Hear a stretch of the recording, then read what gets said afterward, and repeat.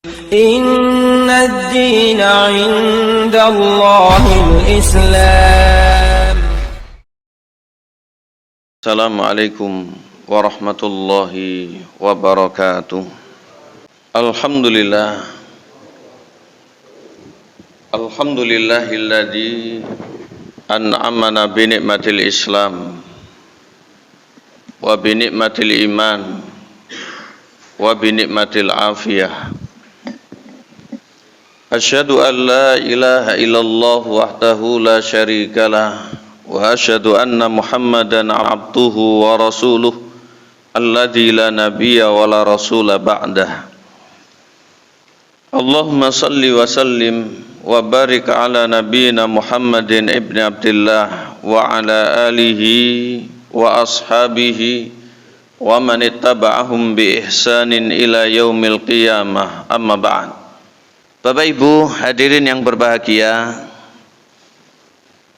pagi hari ini dalam rangka menyelingi kitab Al-Mukhtasarus Samin, mari untuk kita belajar bersama, untuk kita pelajari sekaligus kita amalkan tawakal kepada Allah Subhanahu wa Ta'ala, Tuhan semesta alam.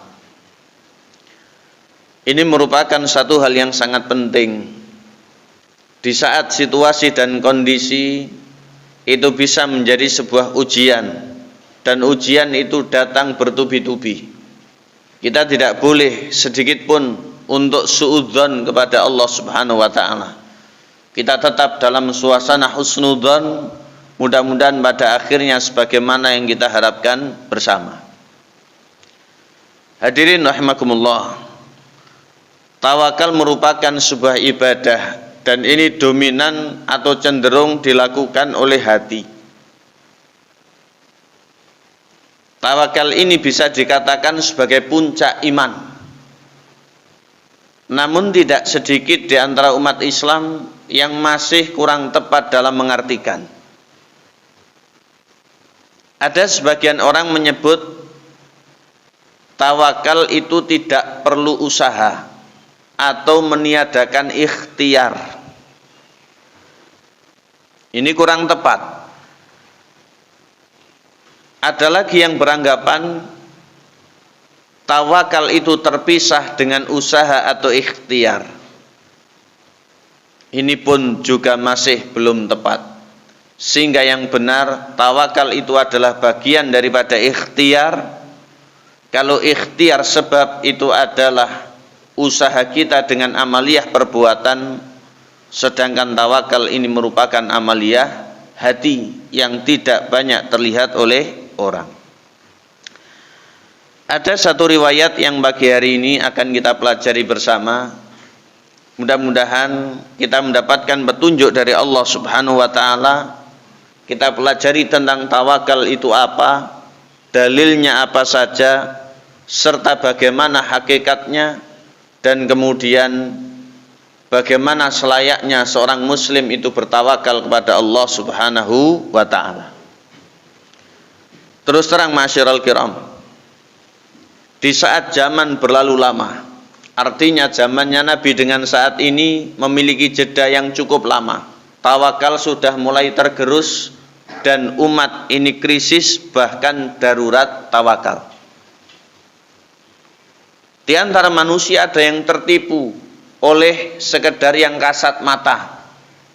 Kalau begini, begini, kalau begitu, begitu. Padahal dibalik begini bisa jadi begitu. Dan seterusnya. Kita masih punya Allah Subhanahu wa Ta'ala. Kita tidak boleh gampang untuk kemudian pesimistis atau berputus asa dari rahmat serta kebaikan Allah Subhanahu wa Ta'ala. Ada sebuah riwayat yang Nabi mengingatkan kepada kita semuanya, begitu penting serta urgennya tawakal bagi seorang muslim. Riwayat ini dikutip oleh banyak sekali ulama, dicantumkan dalam kitab-kitab mereka, bersumber dari Umar bin Khattab radhiyallahu an. Umar bin Khattab yang merupakan manusia yang sangat takzim terhadap Islam, betul-betul mencintai dan juga mengagungkan Nabi Beliau menyampaikan sebuah riwayat yang didengarnya langsung dari Nabi Shallallahu Alaihi Wasallam. Dikutip oleh beberapa imam, di antara a'immatul muhadditsin ada Imam Ahmad bin Hambal. Imam Ahmad mencantumkan riwayat ini. Ada pula Imam Tirmidzi. Ada pula Imam Nasa'i. Ada pula Imam Ibnu Majah. Ada pula Imam Ibnul Mubarak. Ada pula Imam Al-Baghawi. Ada lagi Imam Abu Ya'la. Selanjutnya ada Imam Abd Ibnu Humaid atau Imam Ibnu Humaid. Dan yang terakhir ada Imam At-Tayalisi. Ini merupakan dua imam yang memiliki persamaan sebagaimana pernah kami sampaikan, sama-sama Abu Dawud, yang satu Musnad At-Tayalisi dan yang satu Sunan As-Sijistani. Yang lebih terkenal Sunan Abu Dawud As-Sijistani. Hadis ini disahihkan oleh banyak sekali ulama bahwasanya Umar bin Khattab radhiyallahu an menyampaikan anin Nabi sallallahu alaihi wasallam qala. Dahulu Nabi pernah bersabda sekalian. Mari untuk kita tingkatkan konsentrasi kita baik dengan penglihatan, pendengaran maupun batin kita. Sabda Nabi, "Lau annakum tatawakkaluna 'alallahi haqqa tawakkulih la razaqakum kama yarzuqut tayra tagdu khimasan wa taruhu bitanan." Artinya, seandainya kalian bertawakal kepada Allah, ini merupakan syarat. Dengan sebenar-benar tawakal, ini syarat tambahan. Niscaya kalian akan diberikan rezeki oleh Allah. Ini berarti hasil atau akibat baiknya. Sebagaimana Allah memberikan rezeki kepada burung. Diberikan permisalan oleh Nabi. Pagi hari burung itu keluar dalam keadaan lapar. Namun sore harinya pulang dalam keadaan kenyang. Kurang lebihnya terjemah dari lafadz hadis atau matan yang disampaikan oleh beberapa imam. Hadis ini merupakan hadis yang sahih, sabda Nabi sebagaimana yang disampaikan dari Umar bin Khattab radhiyallahu anhu. Dari apa yang kita dengarkan bersama ma'asyiral kiram, riwayat yang mulia ini merupakan dasar yang sangat utama sekaligus asas adanya sebuah ibadah yang seringkali tidak terlihat, dan ini merupakan tawakal. Sehingga betul kalau tawakal dikatakan amalan batin, betul sekali kalau dikatakan tawakal itu adalah ibadah yang cenderung bahkan dominan dalam hati. Ketika tawakal dijadikan oleh Allah sebagai ibadah, maka perlu kita ketahui arti serta definisi yang benar seputar tawakal. Dan ini kita kembalikan kepada para ahlinya. Islam sudah cukup dengan ulama-ulama besarnya ketika mengkarya sebuah kitab atau menyusun sebuah kamus arti dari sesuatu itu yang sebenarnya.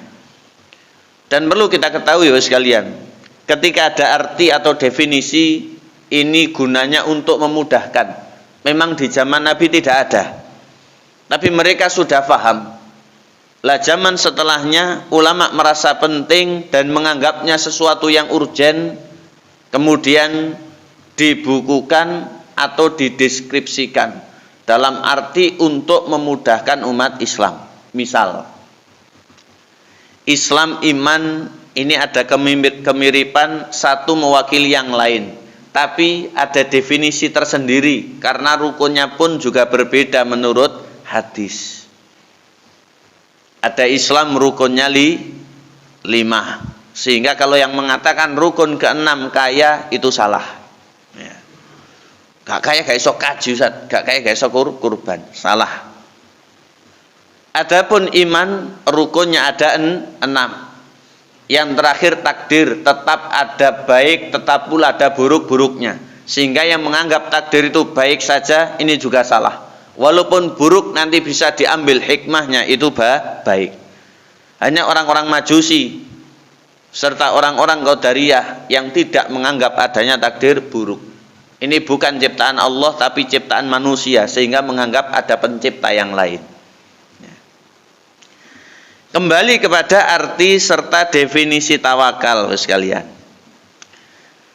Dikatakan dalam Mujmal Maqayisil Lughah, tawakal secara bahasa itu artinya adalah mewakilkan. Jadi orang yang bertawakal itu orang yang mewakilkan. Serta menampakkan kelemahan, bahkan bersandar atau bergantung kepada yang lain. Mewakilkan dengan menampakkan kelemahan, bahkan dengan bersandar atau bergantung kepada yang lain. Dikatakan dalam kitab Mu'jam Mufradat Al-Fat Al-Quran yang kita kenal, Imam Raghib Al-Asfahani merupakan imam yang sangat pakar. Beliau menyampaikan, kata tawakal itu memiliki 2 sisi dengan arti yang berbeda. Ya, tawakala ya tawakalu. 2 arti yang berbeda ini, yang pertama, bila mana dikatakan tawakal tuli fulan. Ya, misalkan saya tawakal tuli bapak siapa, itu artinya saya menjadi wakil yang bersangkutan. Maka tawakal tuli fulan. Dalam satu kondisi diperlukan, tapi dalam banyak kondisi jangan sering mewakilkan, rugi nanti jamaah. Ya. Saya tak makan tolong diwakili ya. Saya tak menikah tolong diwakili, wablain ini ya. Ini guyang-guyu semua nanti ya. Arti yang lain atau arti yang kedua, bila dikatakan wakal tuhu fatawakkalali watawakal tuhu alaihi, ini berbeda lagi. Artinya aku menjadikan si A atau si B itu sebagai wakil, sehingga dia mewakiliku dan aku akan bersandar kepadanya. Maka yang seperti ini dalam perkara yang urgen dan penting mutlak hanya kepada Allah Subhanahu wa ta'ala. Dari deskripsi baik bahasa maupun yang dijabarkan oleh Imam Ar-Raghib Al-Asfahani rahmatullah alaih, Bapak Ibu yang kami muliakan, ada pengertian yang lain, diantaranya disebutkan oleh imam yang sangat ahli ketika mendeskripsikan kosakata hadis. Beliau bernama Imam Ibnul Athir. Imam Ibnul Athir dalam kitabnya An-Nihayah fi Gharibil Hadis, beliau menyampaikan, tawakal terhadap suatu perkara, maksudnya. Jadi tawakal terhadap satu perkara itu maksudnya apabila bergantung dan bersandar padanya. Sehingga ada kecenderungan makna agamis. Ya. Maka ketika ada di luar itu, misal ada si A tidak bisa ke pasar, memiliki barang dagangan, dipasrahkan kepada si B, nanti mendapatkan komisi sekian persennya. Ini juga sama dengan tawakal, tapi ini tidak kemudian orang spontanitas memahaminya sebagai tawakal yang umumnya. Jadi pemahaman itu tidak seperti itu. Maka dikatakan oleh Imam Ibnul Athir, tawakal terhadap satu perkara maksudnya apabila bergantung dan bersandar kepadanya. Maka ungkapan aku wakilkan urusanku kepada seseorang artinya aku bersandar dan bergantung kepadanya. Ya, maksudnya seperti itu. Dan ini sering kepada Allah Subhanahu wa ta'ala. Selanjutnya diterangkan dalam kitab Jami'ul Ulum wal Hikam. Imam Ibnu Rajab Al-Hambali beliau menyampaikan yang dimaksud dengan tawakal adalah penyandaran hati dengan jujur dan tulus kepada Allah Azza wa Jalla. Jadi beliau mendefinisikan yang dimaksud tawakal itu adalah penyandaran hati yang jujur dan tulus kepada Allah Subhanahu wa ta'ala dalam rangka memperoleh kebaikan. Ya. Jadi hal-hal yang seperti itu, serta menolak bahaya dalam memperoleh kebaikan serta menolak bahaya dalam seluruh urusan duniawi maupun ukhrawi. Dalam seluruh urusan duniawi maupun ukhrawi. Ini disampaikan oleh Imam Ibnu Rajab. Selanjutnya dikatakan oleh seorang tabi'in besar, sebagaimana terkutip dalam kitab Hilyatul Aulia, Sa'id bin Jubair. Beliau wafat karena dibunuh oleh Hajjaj bin Yusuf, namun memiliki karomah yang luar biasa. Ya Allah, jadikan aku sebagai korban terakhirnya. Akhirnya setelah itu Hajjaj bin Yusuf tidak bisa membunuh siapa lagi, sampai depresi kemudian mati mengenaskan. Ini merupakan sosok pakar tafsir yang handal, Imam Sa'id bin Jubair. Beliau berkata, sebagaimana tadi dalam kitab Hilyatul Aulia, tawakal kepada Allah adalah puncak iman. Ini perkataan emas, tawakal kepada Allah adalah puncak iman. Au kama qala al-jami'. Dari apa yang kita ketahui ma'asyiral kiram, baik itu arti secara bahasa maupun yang lain, bahkan definisi yang disampaikan oleh para pakar, ternyata tawakal begitu luar biasanya. Kita kembali kepada hadis yang diriwayatkan dari Umar bin Khattab radhiyallahu taala anhu tadi, bahwasanya baginda Nabi sallallahu alaihi wasallam menyampaikan yang luar biasa ini. Ternyata tawakal itu memiliki banyak sekali dalil di dalam ayat maupun hadis yang lain. Maka ini kita haturkan hanya kepada Allah Subhanahu wa taala, jangan sampai untuk kemanfaatan duniawi terlebih ukhrawi maupun menolak bahaya dan yang lainnya itu kita bergantung kepada selain Allah. Maka disinilah nanti yang menjadi letak krisis. Umat ini sedang darurat tawakal. Mungkin kalau di masjid seperti ini kita besar gantungnya kepada Allah dalam bertawakal, bahkan dalam ilmu, mohon pemahaman yang benar, petunjuk ke jalan yang lurus. Ini kita hanya kepada Allah. Tapi di luar sana, bahkan ketika kita keluar dari tempat yang seperti ini, jaminan itu tidak ada lagi. Ada orang yang bertawakal kepada dirinya sendiri. Betul apa salah ini jamaah? Salah. Menganggap dirinya pintar, atau panjang titel, atau ngomongnya lancar, atau belum pernah gagal minteri misalnya. Nggak bisa. Maka ini salah dan keliru. Juga termasuk kurang tepat bertawakal kepada pasangannya. Ya.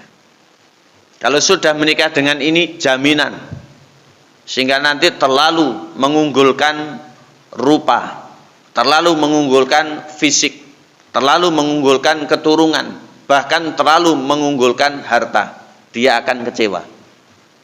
Ya, dia akan kecewa.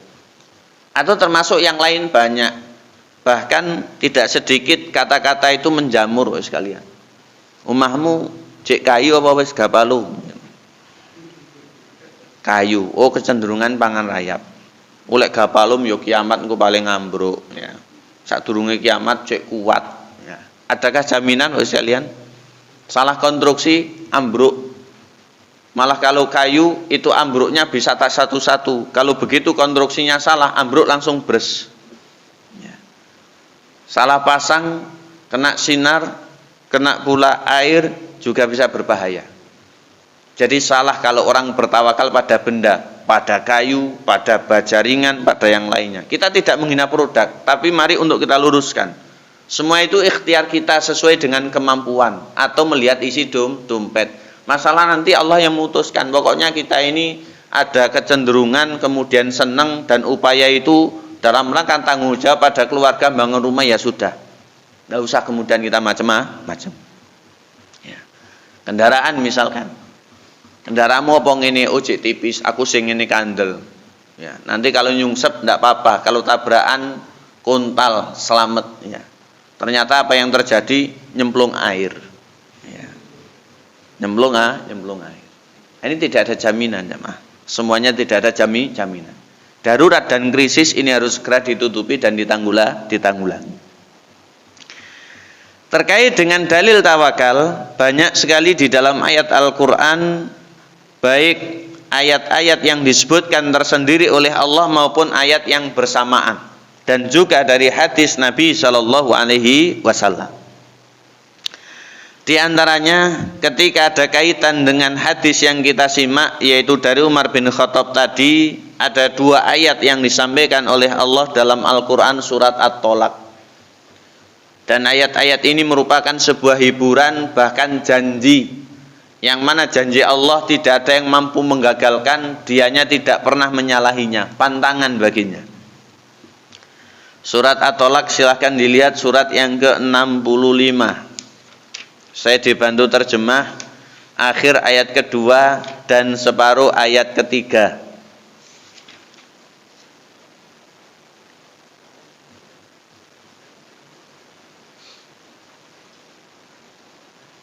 Akhir ayat kedua, separuh ayat ketiga. Silahkan diterjemah jemaah.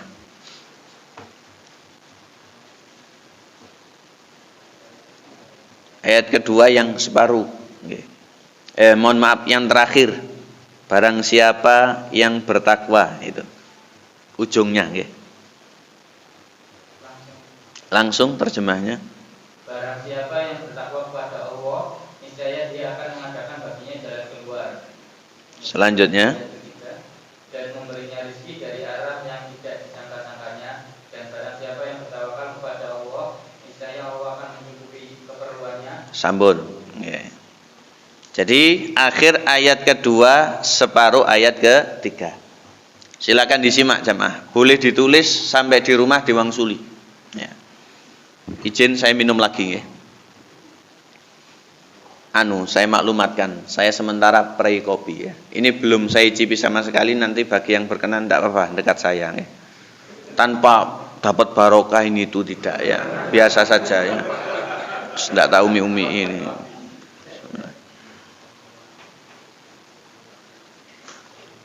Kadang orang itu ada yang merasa begitu jamaah.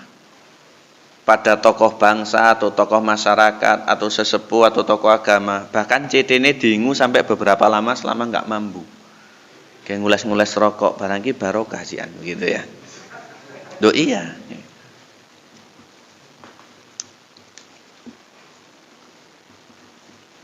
Coba nanti tanya istri. Dulu sebelum menikah, baru ta'aruf, nikah 3 bulan lagi, mungkin ada jeda ke sana.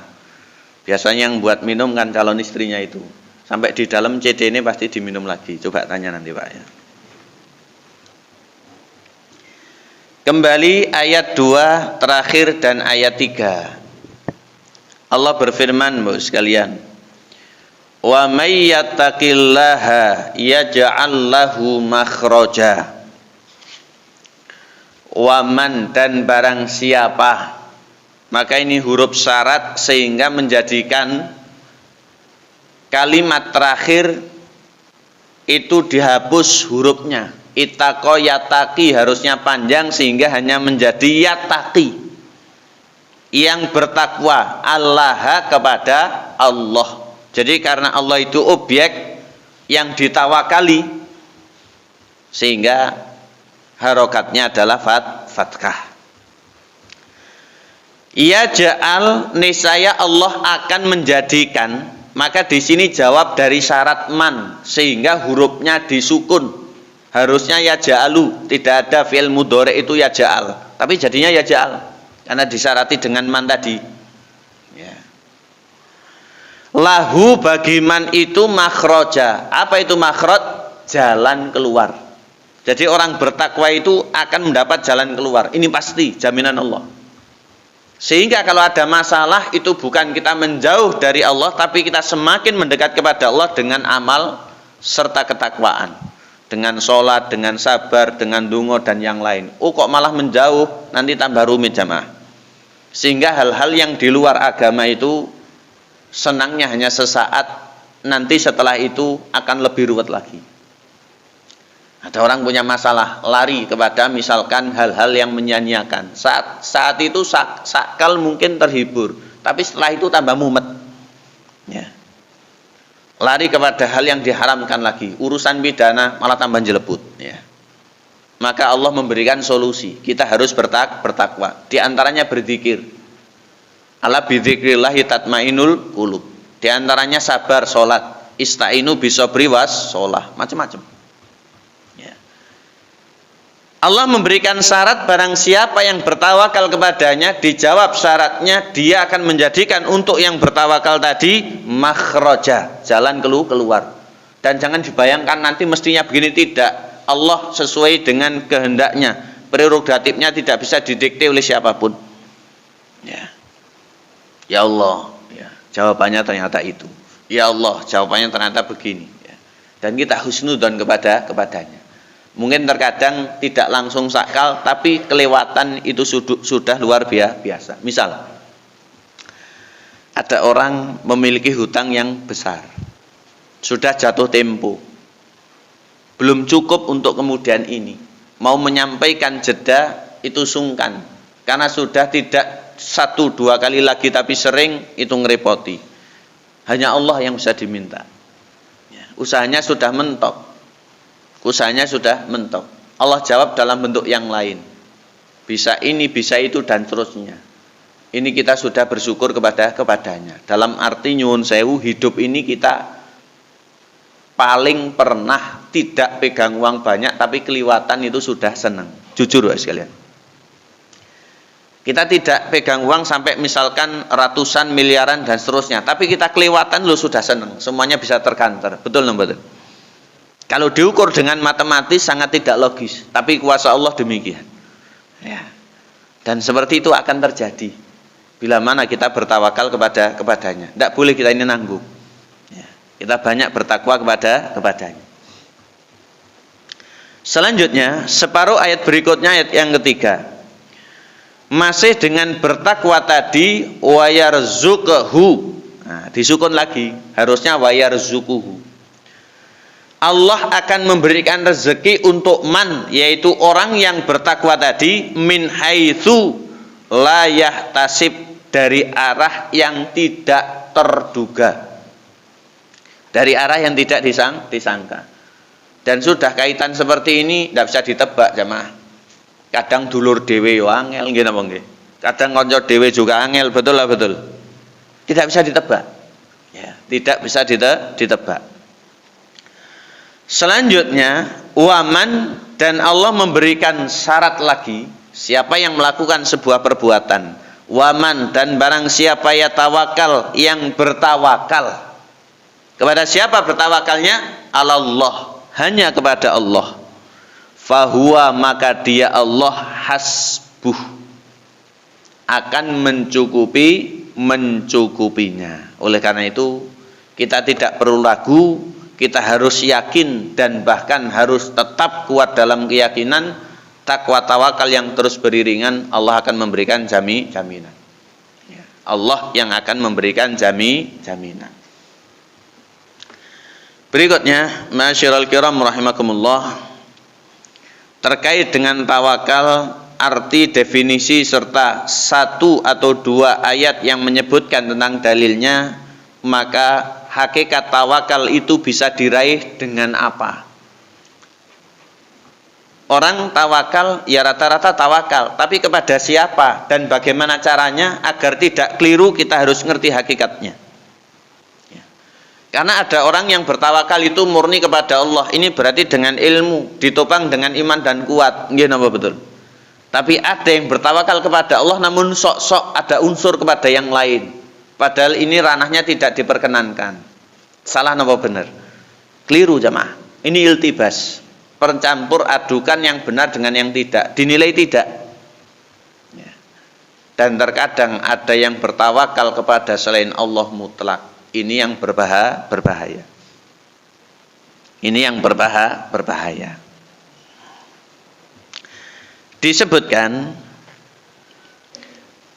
dalam beberapa sumber, diantaranya dalam kitab Madarijus Salikin, Imam Ibnul Qayyim menyampaikan beberapa hal. Yang pertama,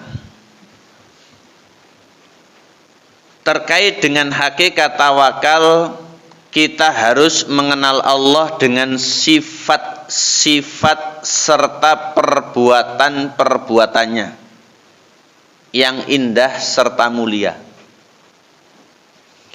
Seperti Allah Maha Kuasa. Allah tidak tidur, ngantuk saja tidak. Ya. Tapi saat taklim boleh. Ya. Saat taklim boleh, karena makhluk. Ya. Jenengan semuanya ini makhluk. Bahkan kersane mboten ngantuk Ustaz, ngopi boleh, monggo. Ya. Saya persilahkan kalian. Juga Allah terus menerus mengurus makhluknya. Jadi hal yang seperti itu kita meyakininya, kita menancapkannya untuk memupuk tawakal ini hanya kepada Allah sekalian. Karena kalau kita kurang begitu mengenal asma wa sifat terkait dengan nama dan sifat Allah bahkan perbuatannya, maka makrifat kita dalam ketauhidan ini minim sehingga kita itu akan buntu. Lah yo mosok yo ngono. Maka mukalnya lebih didahulukan daripada maha kuasanya. Nah ini tidak boleh. Ya. Wes talah ngene. Iya ngono tapi lak ngene. Kata-kata tapi ini yang menjadikan keraguan dalam tawakal. Allah Subhanahu wa taala Maha mengetahui terhadap segala sesuatu, dan segala sesuatu itu bersumber dari kehendaknya.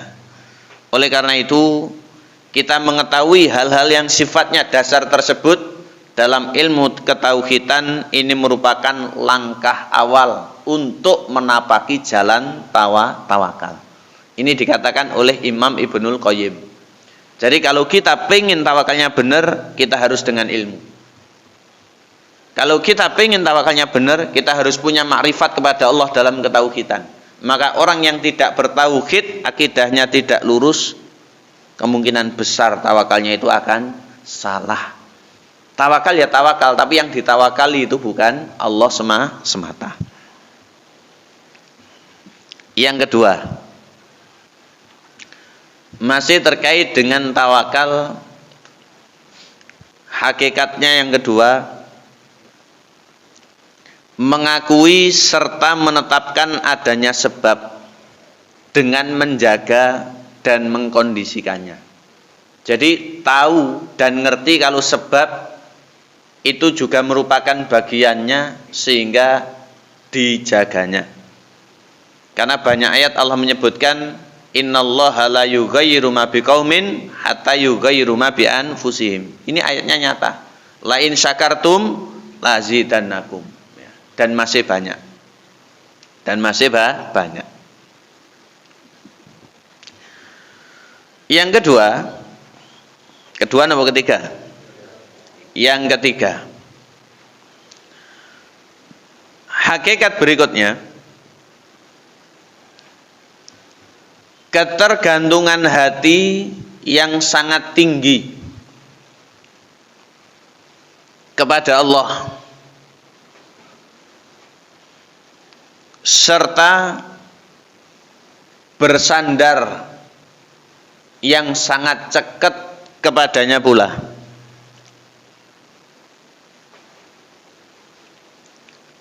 Dan sepenuhnya yakin dengan aturannya dalam takdir. Bergantung, bersandar, dan sangat yakin pada yang namanya takdir. Bergantung yang tinggi, bersandar yang kuat hanya kepada Allah Subhanahu wa ta'ala. Di dunia ini tidak ada yang bisa kita sandari kemudian awet. Ada di antara ulama dari kaum salaf dulu diriwayatkan, Bapak Ibu rahimakumullah, sebagaimana masih dalam kitab Madarijus Salikin. Kata ulama, orang yang tawakal itu layaknya anak kecil yang tidak tahu apa-apa, yang bisa melindungi dirinya selain ibunya. Jadi anak kecil itu punya pemahaman pokok ma'i. Pokok ma'i, begitu ya. Ada apa ma'i, ada apa ma'i, ya. Minta ini maknya, ada begini maknya, kemudian kalau begini maknya, dan seterusnya. Karena memang intensitas hubungan itu sangat erat sekali dengan seorang ibu, ya. Ngoten kadang kalau sudah gede begini begitu, ya. Mungkin yang batin orang tua kita itu jamaah tak cites no dadi apa gitu, ya. Tapi kan tidak ada seorang ibu yang seperti itu, ya. Tidak ada seorang ibu yang seperti itu, karena mereka itu memahami dengan mendidik itu berarti menjalankan kewajiban. Sehingga pemahaman yang benar itu durhaka kepada orang tua di saat balik. Kalau ada anak kecil dibiarkan, maka itu juga durhaka orang tua kepada anaknya, dalam arti menelantarkannya. Ya, ini juga penting. Maka hal-hal yang kemudian mengiris hati kita, yang banyak terjadi dalam kehidupan, itu akan diminimalisir dengan tanggung jawab. Kalau menelantarkan itu juga merupakan dosa yang besar. Ya kalau dulu punyanya membunuh, sekarang tidak. Enten sing diguak neng nopo, dititipkan di sini, dikasih tulisan lagi, ya, macam-macam. Ya, ini berbahaya. Jadi kata sebagian ulama salaf tadi, orang yang bertawakal itu layaknya anak kecil yang tidak tahu apa-apa, yang bisa melindunginya kecuali ibunya. Jadi opo-opo itu maknya. Maka begitu pula orang yang tawakal, dia tidak tahu yang bisa melindunginya kecuali hanya Rabb-nya, yaitu Allah Subhanahu wa ta'ala. Ya. Posisinya itu seperti itu. Berikutnya, hakikat yang keempat, masih dalam kitab Madarijus Salikin disebutkan, tawakal itu dasarnya tauhid. Jadi mantapnya tawakal buah dari tauhid. Karena tawakal itu merupakan bagian tauhid, sehingga orang yang tawakalnya salah berarti dia tidak bertauhid. Lawannya apa? Nggih. Berarti kalau tawakalnya salah itu seperti itu. Naudzubillah min syarri dzalik. Yang kelima, masih dalam kitab Madarijus Salikin. Kata Imam Ibnul Qayyim, ridho buah tawakal. Jadi kita bertawakal itu nanti puncaknya akan mendapat ridho, atau kita akan bisa melakukan keridoan. Kita tidak usah jauh-jauh mencari teladan. Sahabat Nabi radhiyallahu anhum wa radu an. Banyak ayat menyebutkan, bahkan terakhir surat Al-Bayyinah juz Amma. Allah meridhoi mereka, mereka pun ridho kepada Allah. Lah kalau sudah ridho, itu apapun sudah. Lah ridho itu yang susah sekalian. Kita selama ini kan pengen diridhoi, tapi apakah kita sudah meridhoi? Ini tanda tanya besar. Kisah-kisah terdahulu banyak menampilkan cerita yang patut untuk ditulis dengan tinta emas. Pelajarannya wajib untuk diadopsi, yaitu keridhaan buah dari ketawakalan. Bagaimana tawakalnya Nabi Ayub sehingga beliau ridho ketika mengalami ujian yang seperti itu.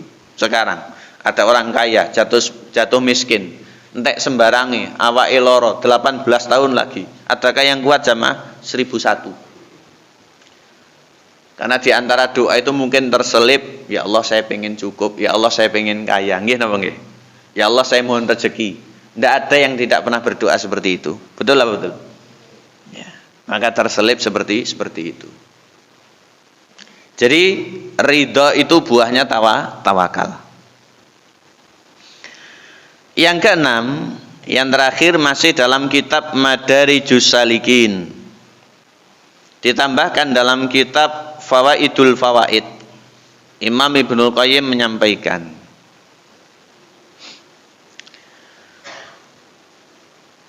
rahasia tawakal serta hakikatnya itu merupakan kepasrahan dan ketergantungan hati hanya kepada Allah. Jadi tawakal itu rahasia serta hakikatnya pasrah dan gantung hatinya kepada Allah. Maka ini tidak terlihat. Ini amalan batin. Namun tidak tercela dengan mengambil usaha. Karena yang kedua tadi hakikatnya memahami bahwasanya usaha itu ada. Bahkan ini juga perintah agama. Nabi Musa dulu sudah berusaha lari dari Fir'aun, tapi mentok nabrak Laut Merah. Allah menolongnya. Beliau sangat bertawakal sekali. Tapi seperti itu mungkin tidak terjadi lagi. Ya, sekarang makanya dibangun jembatan itu untuk menyeberang.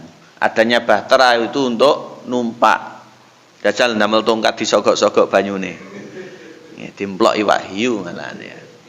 Tawakal di Laut Merah. Jangan jemaah. Selanjutnya dengan catatan tidak sepenuhnya usaha itu hasilnya sesuai harapan. Ya harapannya berhasil, tapi Allah punya keputusan. Kita berserah pada keputusannya. Kita bertawakal kepada Allah, berserah pada keputusannya, namun kita tetap husnudon, mudah-mudahan sesuai harapan. Kalau tidak berarti apa? Ujian. Kita harus ridho. Ya. Kalau tidak ujian berarti kita harus ridho. Lah orang yang hanya mengandalkan sebab dengan kemudian betul-betul mengagungkannya, nanti dikhawatirkan tawakalnya keropos. Dikhawatirkan tawakalnya keropos. Apa bedanya dengan mereka yang bertawakal dengan diri sendirinya? Sehingga bertawakal itu tidak boleh kepada sebab atau dengan sebab, tetap kepada Allah Subhanahu wa ta'ala. Makanya kalau kita ketika mendapatkan sesuatu yang dalam tanda kutip ujian atau musibah, kita boleh berobat, namun boleh pula tidak. Lah ketika kita tidak, maka ya sudah, apapun kita jalani dengan resikonya.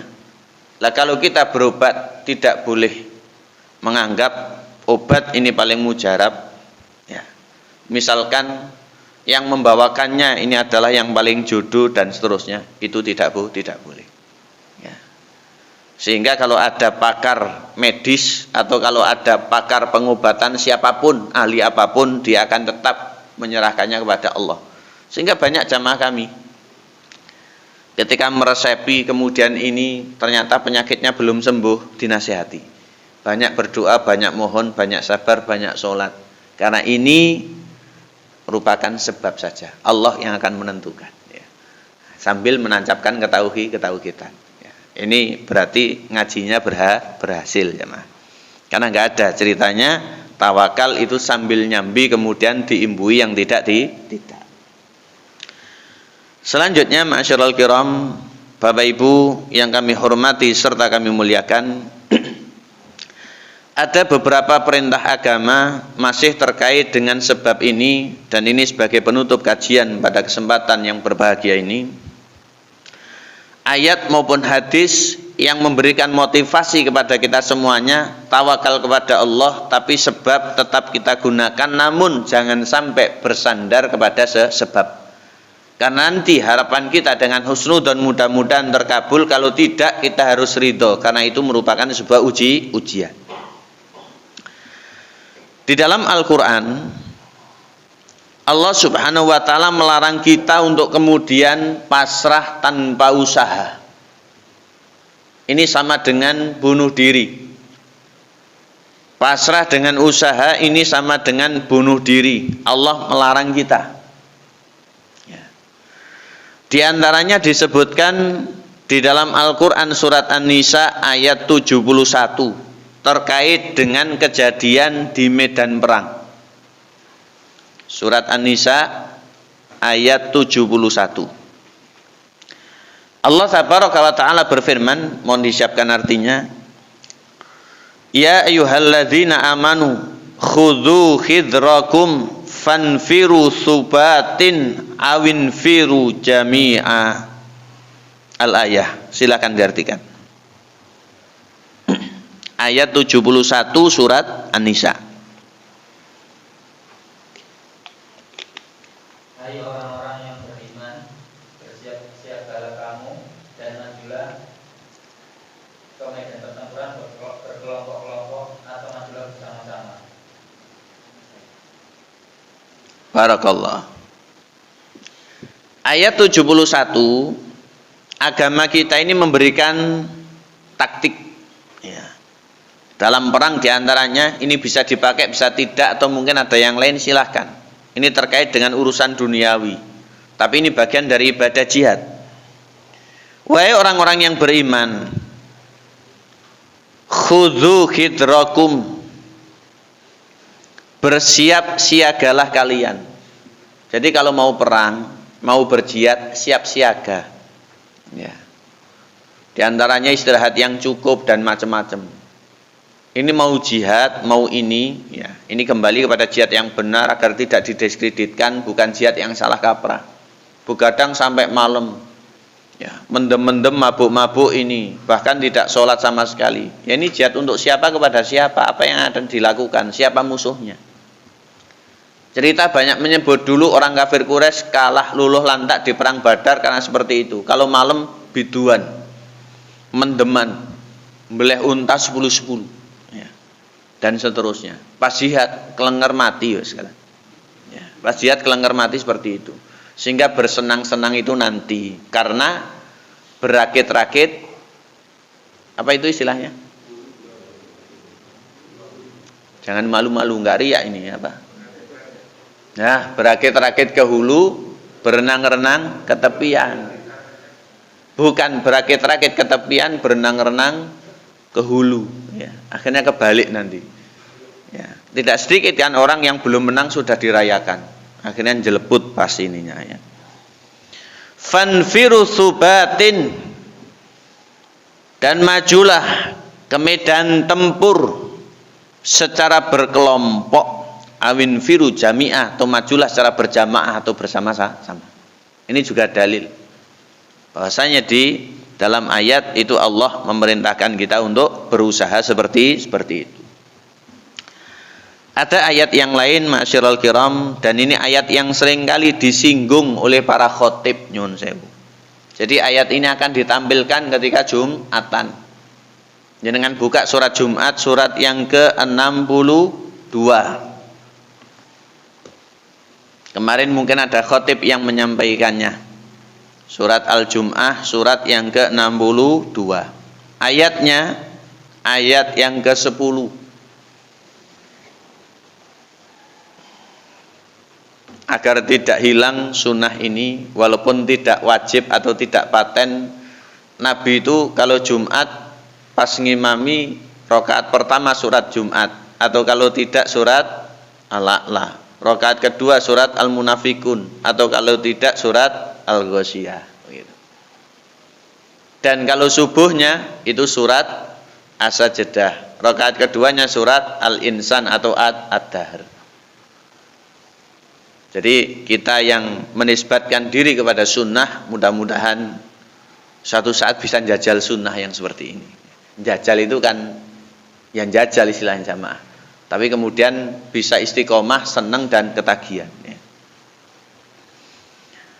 Jadi mohon untuk dihilangkan asumsi setelah baca surat Al-Fatihah surat pendek. Ini mohon dihapus. Ya. Dari dulu di sekolah surat pendek, akhirnya wis cedek tenan apa? Cekak tenan ya.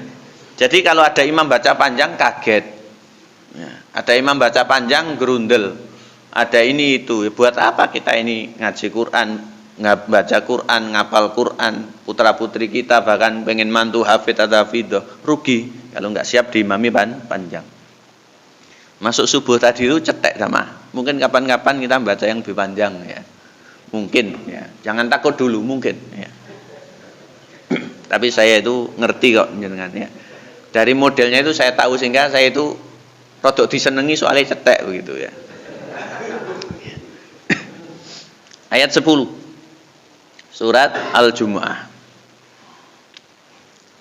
Allah berfirman, "Fa idza qudiyatis sholatu fantashiru fil ardi wabtaghu min fadlillah wadhkurullaha katsira la'allakum tuflihun." Al-ayah. Artinya monggo. Apabila telah ditunaikan sholat, maka bertebaranlah kamu di muka bumi dan carilah karunia Allah dan ingatlah Allah banyak-banyak supaya kamu beruntung. Nggih. Ayat yang 10 ini luar biasa. Ayat yang mana Allah Subhanahu wa taala memberikan perintah kepada kita semuanya bahwasanya hari Jumat itu tidak kemudian serta-merta 24 jam kita tidak boleh bekerja. Tidak ada aturan saat sholat Jumat itu tidak boleh kita ini bekerja. Yang kita dirikan, kita tegakkan.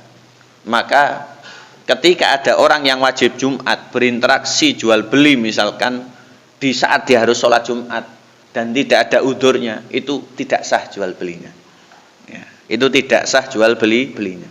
Ini banyak dalam kitab fikih seperti itu. Lah cuma jawab oke di dalam masjid Ustaz ya. Tetap jawab saya masih Jumatan setelahnya ya. Kalau tidak Allah akan ganti walaupun nanti dengan rezeki yang lain misalkan gagal. Sehingga walaupun di dalam masjid itu tidak boleh oke. Ngoke Lazada misalkan oke ya. Ini transaksi ya. Nanti khawatir barokahnya hilang jamaah ya. Me oke loh Ustaz ya. Klik oke ya. Jawab saja nanti ya. Jawab saja nanti. Banyak yang akhirnya kemudian malah berhasil. Allah menyebutkan jamaah, apabila kalian selesai menunaikan sholat Jumat, artinya sholat Jumat itu sudah bubar. Bertebarlah di muka bumi, carilah karunia Allah. Kita beraktivitas kembali, sehingga nggak lama Jumatan itu. Yang ngantor, yang kerja ya kerja, yang apa ya apa dan seterusnya jemaah.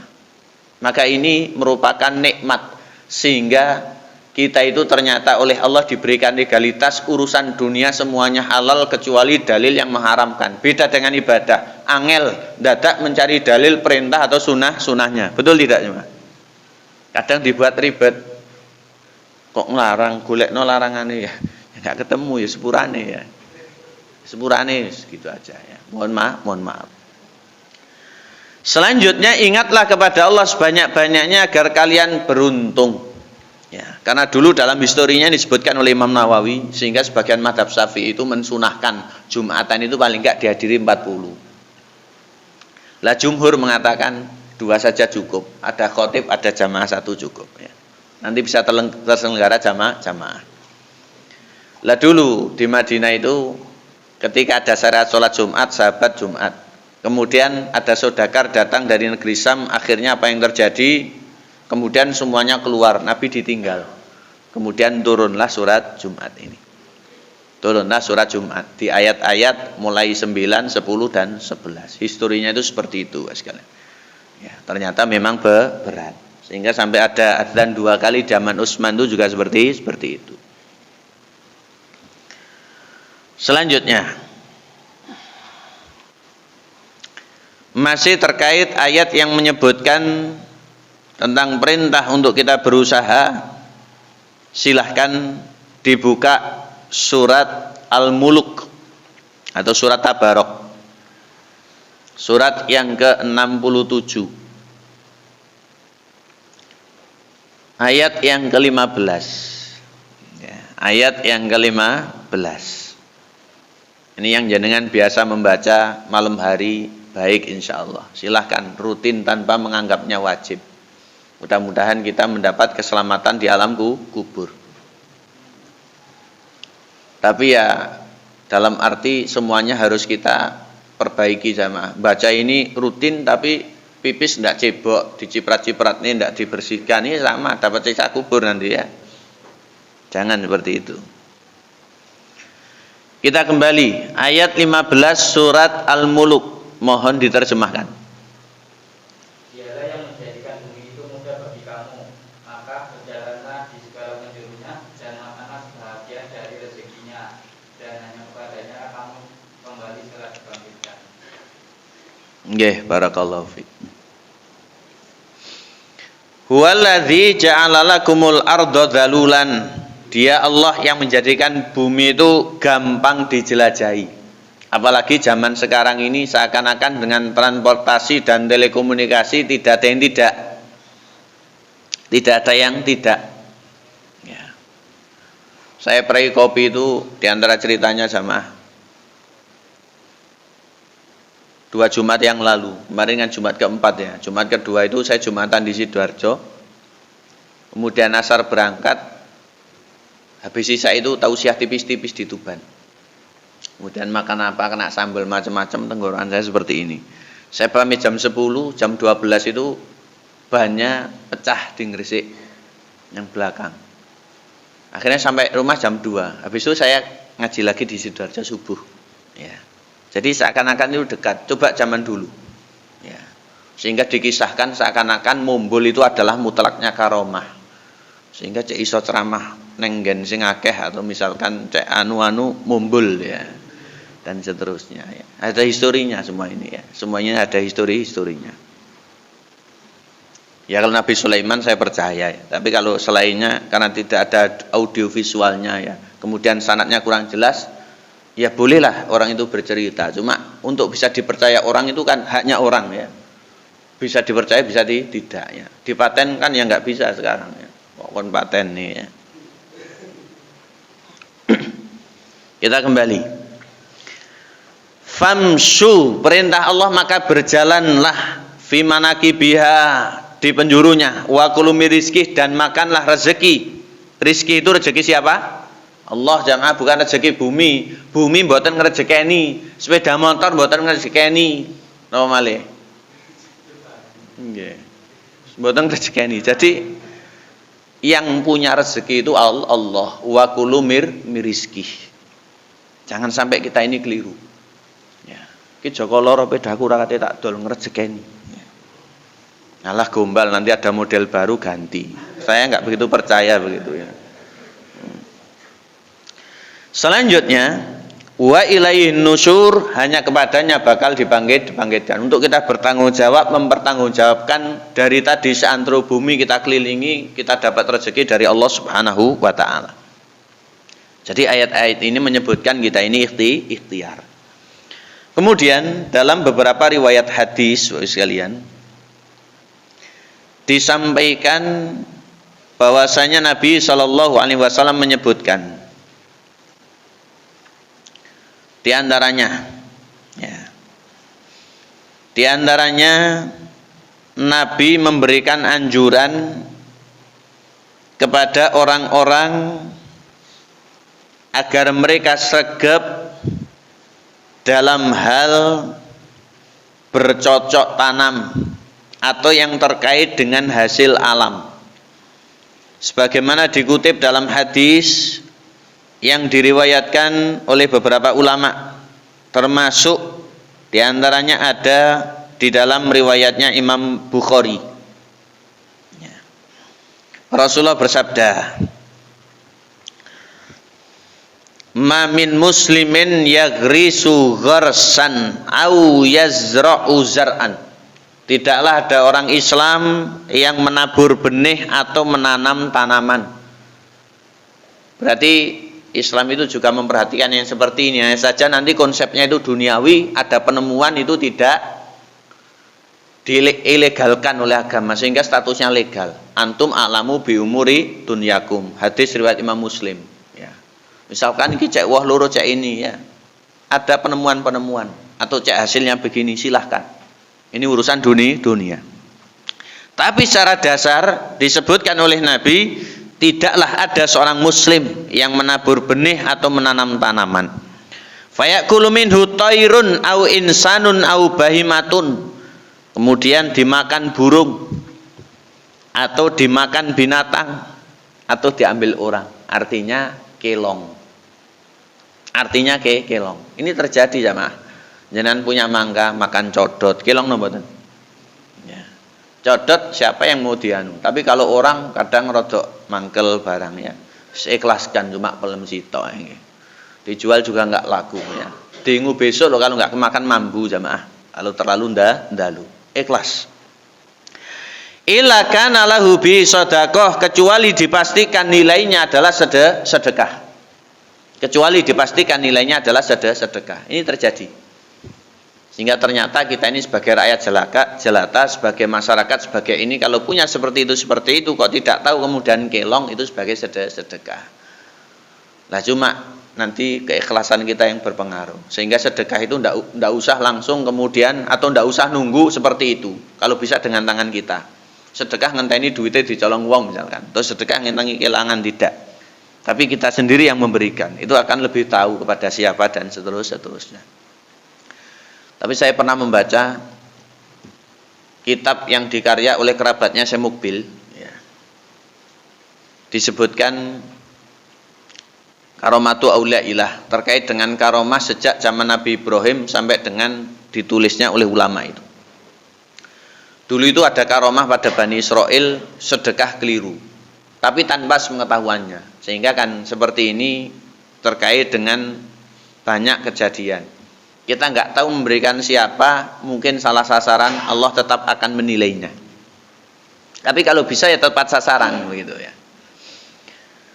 Orang bersedekah malam-malam. Ternyata sedekahnya itu diambil pelacur. Akhirnya publik tahu. Walah kok nyedekahi balon begitu ya. Ya mohon maaf. Atau apa? Saya nggak senang nyebut PSK. Nanti akhirnya dilindungi HAM. Pekerja seks komersil, kerja kok larang ya. Nggih napa nggih ya. Wis balon begitu saja ya. Mudah-mudahan Allah memberikan jalan untuk bisa tobat. Akhirnya dia juga tekanan batin. Waduh ya keliru. Kemudian sedekah lagi. Ternyata diterima pencuri. Akhirnya publik tahu, maling kok disedekahi. Setelah itu dia tekanan batin lagi. Akhirnya sedekah lagi, diterima orang kaya. Wong sugih mbok sedekahi. Akhirnya dia seakan-akan putus asa. Kemudian ada suara dari langit. Sedekahmu diterima. Yang untuk pelacur mudah-mudahan tobat. Untuk maling mudah-mudahan insaf. Untuk orang kaya mudah-mudahan terketuk sehingga dia tambah sedekah. Sehingga dia tambah sedekah. Kembali kepada itu, Nabi menganjurkan untuk kita giat. Kalau memang ada yang kelong, itu bagian daripada sedekah. Yang terakhir, masyarul kiram, diriwayatkan sebagaimana Imam Bukhari pula meriwayatkan dalam hadis sahihnya yang pernah kami sampaikan terkait dengan kisahnya Ibu Hajar. Nabi SAW sangat mengapresiasi, bukan sekedar menganjurkan. Kemudian memberikan cerita tentang Nabi Dawud alaihissalam, sosok yang sangat luar biasa, ayahanda dari Nabi siapa? Sulaiman ya. Kata Rasulullah, ma'akala akadun ta'aman qattu khairan min an ya'kula min amali yadihi. Tidak ada seorang pun yang lebih baik dari dia yang makan dengan hasil keringatnya atau hasil karyanya sendiri. Jadi yang punya hasil karya, anu jasanya, oleh Nabi diapresiasi. Wa kana ya'kulu min amali yadihi. Ya. Inna nabiyallahi Dawud alaihissalam kana ya'kulu min amali yadihi. Dulu Nabi Dawud alaihissalam itu makan dengan hasil karya tangannya sendiri. Subhanallah, seperti itu. Ya. Tapi biasanya kalau jasa, kalau orang itu dianggapnya ini itu sungkan badhe ngongkon jamaah. Tapi kita tidak perlu ragu. Kalau memang tidak ada apa boleh buat. Ya, kita tidak perlu ragu. Maka dari sini riwayat-riwayat tadi bahkan juga ayat-ayat menyebut bahwasanya ikhtiar itu tetap kita jalani, namun kita tidak boleh bersandar pada ikhtiar kita, yaitu berupa sebab. Sandar kita tetap kepada Allah dalam tawakal. Dengan itu mudah-mudahan satu riwayat dari Umar bin Khattab radhiyallahu an memupuk kita semuanya jamaah untuk semakin yakin dengan Allah dengan bertawakal kepadanya. Tapi intinya kembali kepada hakikat yang 6 tadi, tawakal tanpa tauhid itu keropos, bahkan omong kosong. Ya. Tawakal tanpa ikhtiar, yaitu dengan melakukan sebab, itu juga keliru. Namun tawakal yang benar, sebab dijalani tanpa dirasa itu adalah mutlak, artinya nanti mengharuskan begini, tidak, karena semuanya tergantung Allah. Kalau iya kita syukuri, kalau belum berarti kita harus meridhoinya, yaitu banyak bersabar, mudah-mudahan dengan ganti yang lain. Oleh karena itu situasi yang serba tidak menentu, hari-hari kita ke depan kita tidak tahu akan ada ujian seperti apa. Kita tetap optimis, kita punya Allah Subhanahu wa taala. Dikatakan wa 'alallahi falyatawakkalul mu'minun. Maka termasuk syarat iman itu adalah tawakal. Hendaknya orang-orang yang beriman itu hanya bertawakal kepada Allah Subhanahu wa taala. Saya kira tausiah pada kesempatan pagi hari ini sampai di sini dulu. Memotong waktu panjenengan yang banyak. Wal afu minkum, mudah-mudahan benarnya diterima oleh Allah dan mudah-mudahan kelirunya dilebur olehnya. Kita usaikan dengan membaca istighfar majelis. Mudah-mudahan Allah memberkahi majelis kita. Subhanakallahumma bihamdik asyhadu alla ilaha illa anta astaghfiruka wa atubu ilaik. Akhirul kalam wallahu alam bissawab. Tsumma assalamu alaikum warahmatullahi wabarakatuh.